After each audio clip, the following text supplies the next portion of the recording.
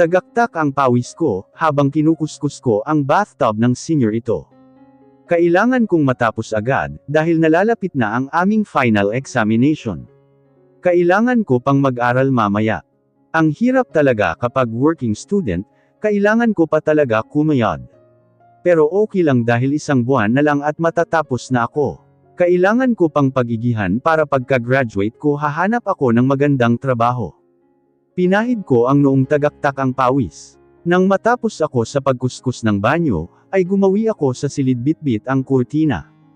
Kailangang mapalitan ko ang kurtina at comforter nito, bago pa dumating ang senior ito. Nang matapos ay bitbit ko ang vacuum, at sinimulan kong nilinis ang carpeted na sahig. Wala akong ibang narinig kundi ang ingay ng vacuum cleaner, hindi ko tuloy na malayan ang pagbukas ng pinto ng master's room. Buong kampiyansang nakasentro lang ang aking diwa sa ginagawa. Nang biglang may humapit sa akin mula sa likuran, niyakap ako nito ng mahigpit, pinulupot nito ang mga bisig sa gawing balikat ko. Anak nang, naging mabilis ang aking kilos, dali kong binitawan ang vacuum na hawak-hawak. Buong lakas kong kinagat ang braso nitong nasa tapat ng gawing chest ko, dinig kong napabulong ito dahil sa pagdiin ng ipin ko sa bisig nito sabay bitaw. Nang magbitaw ito dali kong hinarap ang mapangahas na panauhin, sabay tuhod sa pagitan ng magkabilang hita nito. Balls crack. Ayun. Sapol at nabuwi ito sa ibabaw ng malaking kama. Molly, why did you do that? Namilipit sa sakit na nakabaluktot ang senior ito, napabaling-baling sa malambot na kama. Nanlaki ang aking mga mata, nang mapagtanto ang aking ginawa. Hala, sorry senior ito hindi ko sinasadya, bakit ka kasi sumusulpot sa kung saan-saan? Ayan tuloy, nakangusong pahayag ko sabay lapit dito. What is your problem? Namilipit pa rin itong sapo ang ibabang bahagi ng katawan nito. Pasensya na nga hindi ko sinasadya, pilit ko sabay na upo sa tabi kung saan ito nakabaluktot. Fine. As a punishment you have to work overtime, ani nito nang nahimasmasan. Senior ito naman, may exam pa ako, mag-aaral pa ako pag-uwi. Then just study here instead, suhestyon nito na hindi makatingin sa akin ng derecho. Ano na naman ang nasa utak ng asungot na ta? Kainis talaga at kung hindi ko lang talaga amuta, kanina ko pa binaon sa lupa eh. Namamaktol na tumayo ako, at pinagpatuloy ang pagba-vacuum ng carpet. Ouch! Reklamo nito nang nilagyan ko ng ointment ang bisig nitong nasaktan, sanhi ng pagkagat ko kanina. You're such a wild beast. Look of what you did. Nakangusong parang batang nagmamaktol. Pasensya na nga hindi ko naman alam na ikaw, at saka ba't ka kasi nang aakap. Nakataas ang kilay sabay ihinipan ko ang bisig nito. Hindi ito nagsalita. Sa halip binaling nito ang paningin sa kabilang bahagi na parang walang naririnig. Ano ba kasi ang sumagi sa utak nito't niyakap ako sa likod, siguro'y nanakot ito, o kaya pranks o kaya gusto akong patayin sa sindek, ako naman na palaging handa walang sinasanto.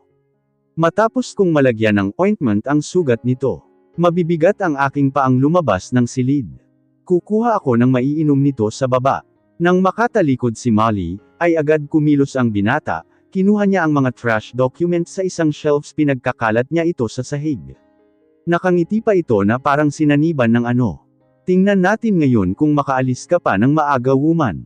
Biglang napatigil ang binata sa pagkakalat ng papel, nang makarinig siya ng mga yapak papalapit ng pintuan. Balikwas at taranta niyang nilundag ang ibabaw ng kama. Agad siyang naupo sa harap ng kanyang laptop, na animoy walang nangyari. Nang makabalik ako'y bahagyang nalukot ang noo ko, nagkakalat ang aking amo. Kung saan-saan nito tinapon ang papel sa sahig. Hindi ako nito pinansin nang makapasok ako, nakatuon lang ang paningin nito sa harap ng laptop. May mga dokumento ding nagkalat sa ibabaw ng kama nito. Gusto ko nang maglampasay sa ginawa nito, kailangan ko pang umuwi ng maaga, pero sa ginagawa nito'y parang imposibleng makatakas ako dito. Padabog kong nilapag ang dalang tray sa center table nito. Pagkatapos iniisa-isang kong pinulot ang mga kalat, hindi na lang ako nagsalita, at sinimulang linisin ang mga basura. Isang pilyong ngiti ang sumilay sa labi ng binata, habang nakatingin sa dalagang abalang hinagilap ang mga yukot na papel sa sahig. She is very adorable in his sight indeed. Napakagat ng labi si Luis habang nakatuon ang paningin sa likuran ni Molly. Halos gusto ko nang magngangawa, dahil kanina pa itong amo ko't pinahihirapan talaga ako. Nagmamaktol na tinanggal kong muli ang comforter, dahil nasabuyan ng juice. Ano bang problema ng lalaki na ito, at parang sinasadya nito ang mga pinagagawa. Hibot balikat na nilatag ko ang bagong comforter sa ibabaw ng kama, habang ito ay nakaupo sa mahabang couch, at nagtitipa na naman sa laptop nito. Umuusok na ang tainga ko, pati ilong ko ay nanlaki na sa inis. Paano ako makapag-review ngayon na umeepal na naman tong asungot kong amo? Mabibigat ang aking mga paang tinalutan ang kinaroroonan nito. Senior ito, tumigil ito sa ginagawa, at tiningala ako nito mula sa pagkakaupo sa couch. Yes Molly, nakataas ang kilay na nakatitig sa akin. Pwede na po bang umuwi? No. As your punishment of what you did to me earlier, you have to stay some more time. Madali ang tanggi nito at muling tinuon ang paningin sa laptop. Pero senior ito, mag-aaral pa po ako. Then study here instead. What books you need I'll get it for you. Pero, no more buts, just name it. Sumusukong sumang-ayon na lang ako, para wala nang satsat pa. Dali nitong tinawag si Joy. Joy, let Draken find the books that are listed at once. Utos nito kay Ma'am Joy sabay bigay ng papel. Opo senior ito masusunod, dali itong tumalikod pagkatapos. Napakagat ako ng labi habang nakatingin dito. Kung hindi lang ito gwapo nako, makikita talaga nito ang hinahanap. What are you looking at? Just sit here while waiting for it. Singhal nito sabay tapik sa ibabaw ng couch, kung saan ito nakaupo. Nagmamaktol akong sumunod, at naupo sa tabi nito. Wala sa sariling napasuyod ako sa lalaki. Kung di ka lang spesyal na kanina pa kita tinakasan. Hikibot-kibot ko. Did you say something? Wala. Makalipas ang mahigit 20 minuto, ay bumungad sa amin si Sir Draken, bitbit ang mga librong inutos ng amo ko. Wow, bilis nitong nakuha ang mga libro, samantala ako'y hirap na hirap makakuha maski sa library namin. Senior ito, nandito na po ang inutos nyo, nilapag nito iyon sa center table sa aming harapan. Good. Matipid nitong tango na hindi inabalang itaas ang paningin kay Draken. Salamat po Sir Draken, sabi ko. Wala iyon iha, o siya maywan ko na kayo, derechong tumalikod ito. Ako naman ay nakatingin sa amo na abala pa din sa kanyang laptop. What are staring at? Just study instead. Utos nito. Nalukot ang noo ko, paano nito alam na nakatingin ako dito? Hindi mapigilan ni Draken ang mga ngiti nang marinig ang inakto ng amo. Tahimik kong binuklat ang librong binigay ni Sir Draken sa akin. Napakagat ako ng labi, at parang pinagpawisan ang singit ko. Paano ako makapag-concentrate nito kung nasa harapan ko ang amo kong endangered species, habang ako naman ay nakaupo sa sahig, upang maabot ko ang center table. Napangiwi ako habang nakatuon ang aking paningin sa libro, dahil ang diwa ko ay lutang na lutang.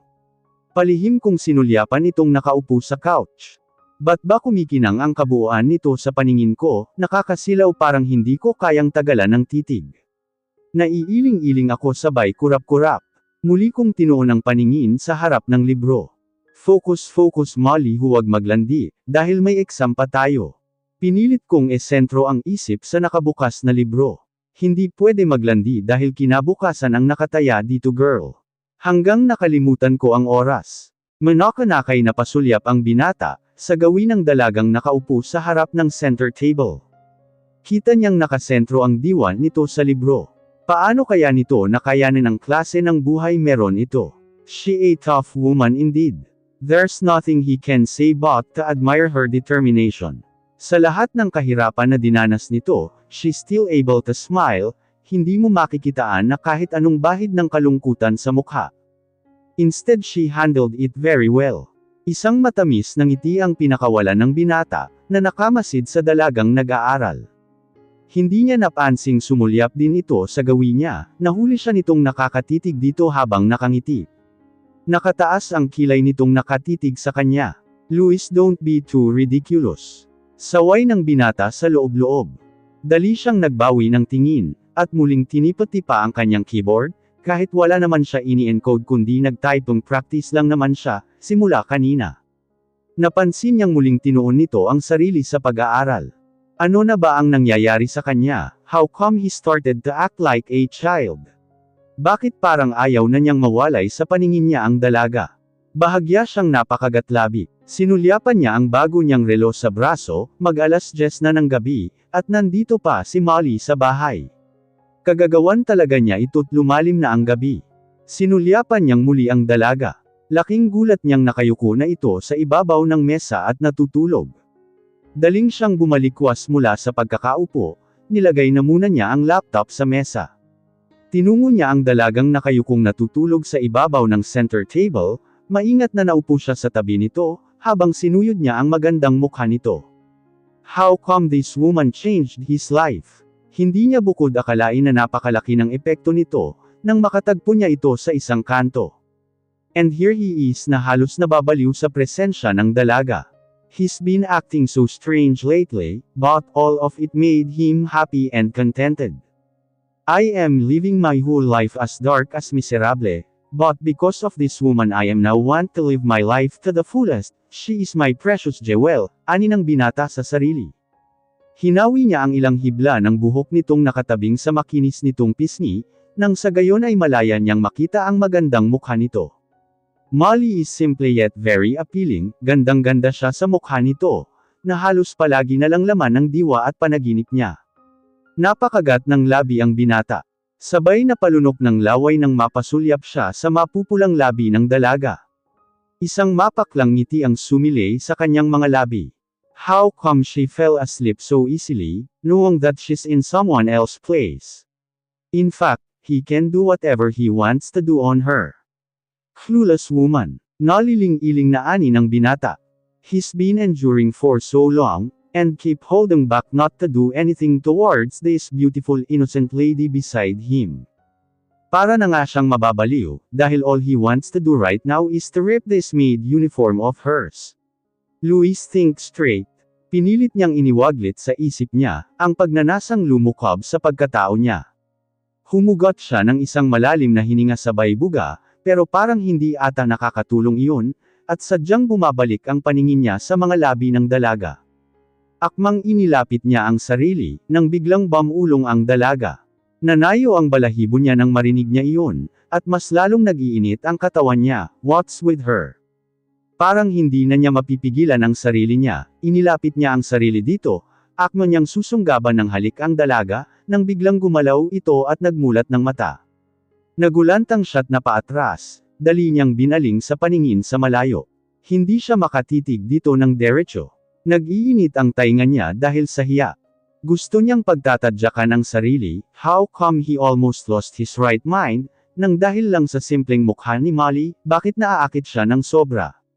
Senyor ito ano na po ba ang oras? Pupangas-pangas na tanong nito. It's 10 in the evening, nalukot niya ang mukha bakit siya nauuto. Kailangan ko na pong umuwi senyor ito, lumalim na po ang gabi. Daling balikwas na tumayo si Molly.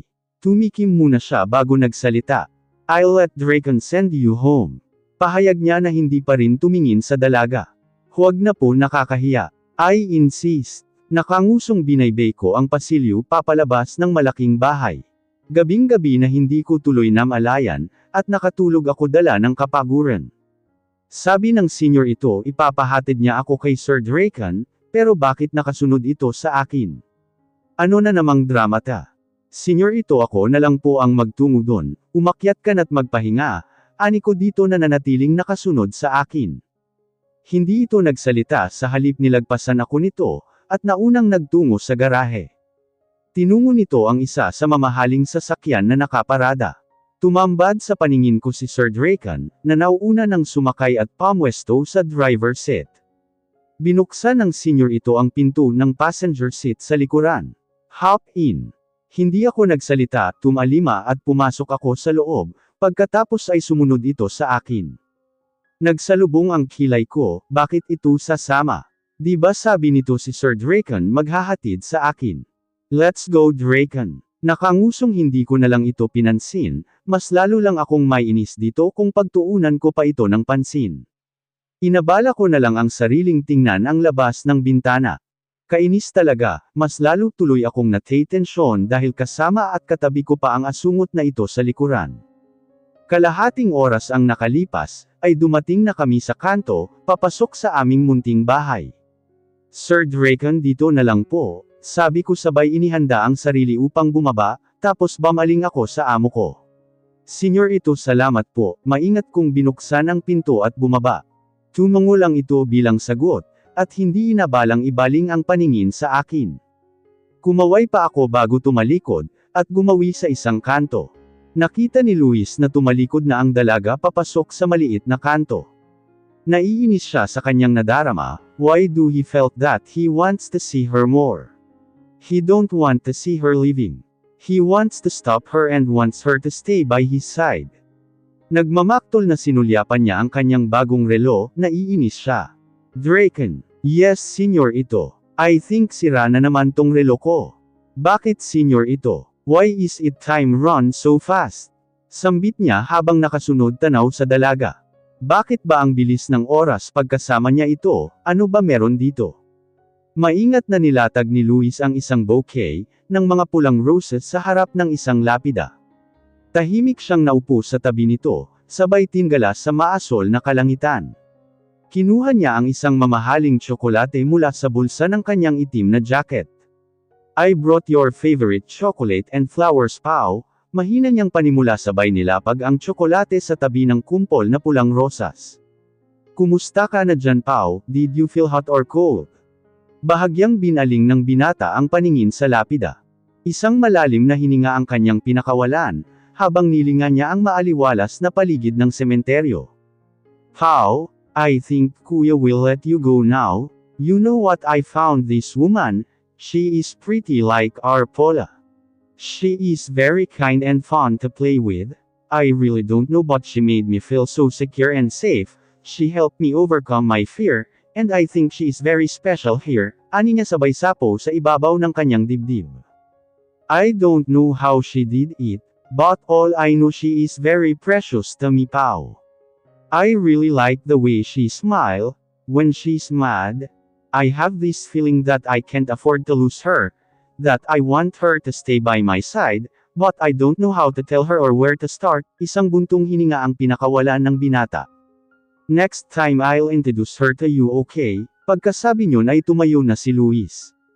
I'll leave for now, don't worry, dadalawin ka ni Kuya, at ipakilala ko siya sa iyo. Lumipas ang araw ng linggo, ngayon ay araw ng Lunes at katatapos lang ng klase ko. Masisigla ang mga hakbang ko, habang papalabas ng gate ng universidad. Mabuti at hindi ako masyadong nahirapan sa final exam ko. Nagpasalamat din ako, kahit inis na inis ako kay senyor ito noong isang araw, ay may maganda din yung naidulot sa pag-aaral ko. Kumpleto kasi yung mga napag-aralan ko, kaysa dun sa dala kong mga photocopy ng mga handouts na kulang-kulang. Kaya malaki ang tsansang makapasa ako sa pagsusulit. Ilang linggo na lang at magtatapos na ako. Ang unang hakbang ko ngayon ay maghahanap at magpapasa ako ng mga resume at application, mas maaga mas mabuti. Kaya ihahanda ko kakailanganin ko, at bukas pagkatapos ng pasok ko, ay maghahanap ako ng mga kumpanyang pagpapasahan ko ng application. Molly, napalingon ako sa pinanggagalingan ng boses na iyon. Tumambad sa akin ang chinitong si Joaquin. Ano na naman ang kailangan ng lalaki na ito? Napangiwi tuloy ako habang papalapit ito sa akin. Hindi ko maiwasang mapahanga, dahil may kakisigan rin itong taglay, katamtaman din ang pangangatawan, matangkad at may ibubuga rin gaya ng senior ito. Nalukot tuloy ang mukha ko, bakit ko ba naikumpara ang lalaki na ito? Sa amo kong asungot, napairap tuloy ako nang wala sa timing. Hey, where are you going? Tanong ni Joaquin nang tuluyang makalapit sa akin. Napangiwi na naman ako, bakit ba kasi sa daming pwede makabanggakot makakatagpo, ay ang mga lalaking panay English pa, aba nakakainis na kaya. Nasa Pilipinas naman ang mga ito, kung makaakto akala mo daig pa ang taga-ibang bansa, halos nagdudugo na ilong ko sa tuwing kaeksina ko ang mga lalaki na ito. Nadidrain na ang utak ko. Uuwi na, matipid kong sagot, muling hinakbang ang sariling paa. Wait, wanna come with me? Imbita pa nito sabay sumunod sa akin. Huwag na, may gagawin pa ako. Tanggi ko, may gagawin naman talaga ako. Tutulong pa ako kay inay sa palengke. At pagkatapos ihahanda ko pa lahat ng kailanganin ko sa aking special bibingka. Oo, iyon nga ang gagawin ko. Please, pagpumilit nito habang naunang naglakad paatras na nakaharap sa akin. Ano ba kasi ginagawa mo dito? Nakasimangot kong tanong. I want to see, hang out with you. Mahinang tura nito na hindi ko nga halos marinig. Ano, bingi na ata ako at hindi iyon malinaw sa pandinig ko. Napadaan lang, sabi nito. Titango-tango kung sang-ayon. Come on, wanna show you something? Sabi nito na nakaharap pa rin sa akin, habang ako ay sige pa rin ang mga hakbang pasulong. Nalukot tuloy ang mukha ko. Ano naman ang ipapakita mo? Naiintriga na rin ako, at nakukuryuso sa pinagsasabi ng asungot na ito. Come, matipid na sabi nito. Sabay hablot sa palad ko, at giniya ako pabalik sa parking lot ng paaralan. Napalunok tuloy ako nang wala sa tamang oras, dahil sa inakto nito. Magkahawak kasi kami ng kamay, at parang ewan na asiwa ako. Pinagtitinginan na naman kami ng ibang estudyante. Sino naman ang hindi mapapatingin kay gwapo kaya ng lalaki na ito? Sandali, pinilit kong bawiin ang palad ko, mula sa pagkakahawak nito, pero mas lalo nitong hinigpitan. Biglang tumigil ito sa kakahakbang, dagling humarap sa akin, dahilan upang masabsob ako sa gawing dibdib nito. Napasinghap ako, sabay tingala sa gwapong mukha nito. Kasunod ay bahagyang nitong niyuko ang ulo, upang matapat ang labi nito sa gawing tainga ko. Napalunok na naman ako, ano ba ang mga lalaki ngayon at kay harsh, noon sabi ng inay kong masagilang kamay pakakasalan na, ngayon ako. Mahigpit pa ang hawak kamay. Stop asking, just follow me Molly, bulong nito sa akin na halos tumama na ang labi nito sa tainga ko. Kinilabotan tuloy ang batok ko. Halos lahat ng mga mata sa paligid ay nakatuon sa amin. Kinabahan ako baka sasabunutin ako sa mga kababaihan, kanina pa nakatuon ang paningin sa chinitong kasama ko. What a whore, dinig kong sabi ng isang babae. The other day she was with Mr. Louis, the famous young businessman, and now, anak naman ng may-ari ng university, what a gold digger. Kung makalait akala mo kung sino, kung ikukumpara lang sa akin, mas mukha nga itong whore, na pati imbagang tuloy ako sa narinig. Dama ko ang paghigpit ng hawak ni Joaquin sa aking palad. Don't mind them, they're just insecure, kalmadong bulong nito sa tainga ko, na sinabayan pa ng ngiti. Napatikom ko tuloy ang bibig, dahil sa init ng hininga nitong tumama sa aking pisngi. Insecure. Sino naman ako para pagtuunan nila ng pansin? Pero bakit nasasaktan ako at parang inapakan ng mga taang pagkatao ko? What a crap, mahirap kasi siya kaya kung sino-sino na ang tinutuhog niya. What a shameless lady, I heard she's working as a maid. Pahabol pa ng isa, sabay irap. Naiinis na ako pero pinilit kong hindi kumibo, ayokong mag-eskandalo, tinikom ko na lang ang bibig ko. Let's go, imbita ni Joaquin sa akin, pagkatapos bumaling ito sa mga kababaihan na kanina pa inis na inis sa akin. I am sorry ladies but this girl is special to me, so watch your mouth. Babala nito pagkatapos ay dagli akong kinaladkad papunta sa kotse nito. But she is also special to me. Sabi ng isang lalaki mula sa kung saan, sabay hablot sa kabilang braso ko. Sino na naman tong sumali sa eksena? Ano bang buhay to? Oo, pwede bang manahimik na lang sa isang tabi? Bakit ba kasali ako sa dramang ito?